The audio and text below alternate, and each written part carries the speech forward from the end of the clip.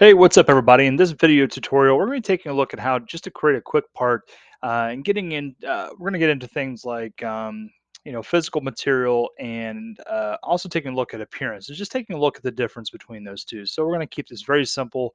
What we're going to do is we're just going to create a simple Tetris part. Okay, so in order to do that, let's go ahead and let's just get started with this. Let's create a sketch. What we're going to do is we're going to create the L-shaped part that comes with like a Tetris game. And just to keep this simple, I'm just going to go ahead and just create my profile. We're going to keep nice round numbers with this one. So let's just go with like 3 inches. And then we're going to go ahead and just sort of fill in the rest of this. We can track it off of here and then kick back into here. Okay. So now let's go ahead and add our dimensions. So this is going to be 1 inch tall. This is going to be 2 inches. And then last but not least, we got this 1 inch. Okay, and we can see that that's fully constrained because all of my geometry is black. Okay, once I go ahead and finish this, now I can come out and do an extrusion. And I'm going to say I want that to extrude out just 1 inch like so. We're going to go ahead and say okay. All right, so I'm going to go ahead and just save this right now. I'm going to say this is my Tetris L-shaped block. Okay, and now we're basically ready to go. Okay, so our part is there. Okay, we've got the whole thing modeled. It's all set and ready to go. Now we need to go out there and actually apply a physical material to it because right now this is just going to be coming with the generic default sort of material that comes with Fusion. But in our case, we're going to say that this is actually like a true like game that we'd be playing with in real life. So these would be parts that we'd make like out of wood. So let's go ahead and right click on that, the top level, and let's come down here to our physical material. And when we pick on physical material, what you're going to be seeing is lots of different folders here. I'm going to come down here to wood and I'm going to pick on wood. And now I'm going to start scrolling. So you're going to see that some of these materials that are loaded in here, they're just going to look like gray globs. Okay.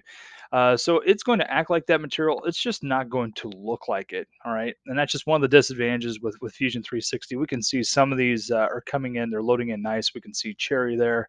We can see mahogany, but not all of them have an image. And I know that can be really kind of frustrating for some people. It will definitely be frustrating for your kids. So not a big deal in this case. I'm going to say I actually want to use wood, and sure enough, okay, it does actually look like that pine wood. So I'm going to just drag that and drop that right on top of our part, and let's just go ahead and close.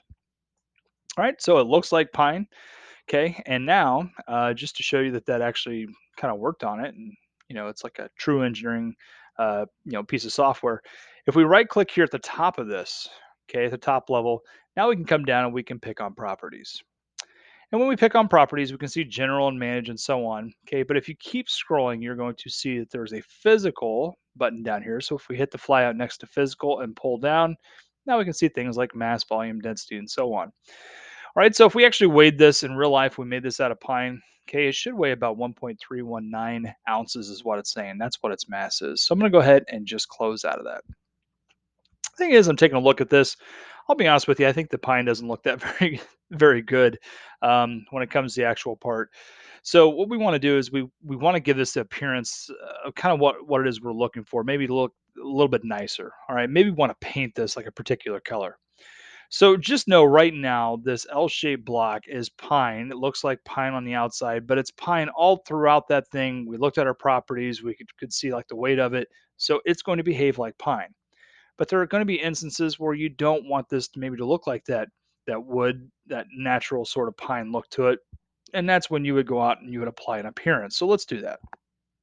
So if we right click here at the top, we come down to appearance. Now we're going to be seeing some other options that we have available. So right now, pine appearance is loaded in because that came over with the actual physical material.